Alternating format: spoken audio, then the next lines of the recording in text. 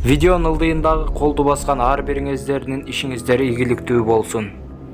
Жалал-Абадда кар көчкү тазалоодон 2 киши жабыркады. Бул тууралуу Өзгөчө кырдаалдар министрлигинин басма сөз кызматынан билдиришти.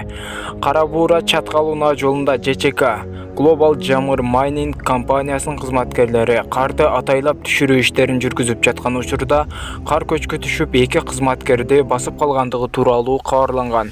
Куткарууга компаниядан 5 жүктөгүч, 1 экскаватор жана 100гө жакын кызматкерлер, ÖKM'ден 5 куткаруучу тартылган. Саат 17:30 чамасында 1, саат 19:15 чамасында 1 эркек кишинин сөөгү табылган. Аты жөнү такталууда. Окуя болгон жерге президенттин Жалал Абад облусундагы ыйгарым укуктуу өкүлү чыгып кетти.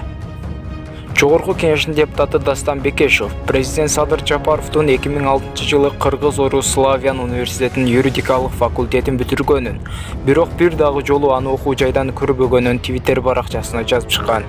Көп өтпөй Кыргыз-Орус Славян университетинин ректору 2006-жылы Садыр Жапаров юридика факультетин сырттан окуу заочный бөлүмүн бүтүргөнүн жана дипломдук ишин эң жакшы деген баага жактаганын тастыктаганын жергиликтүү басмалар жазып чыгышты.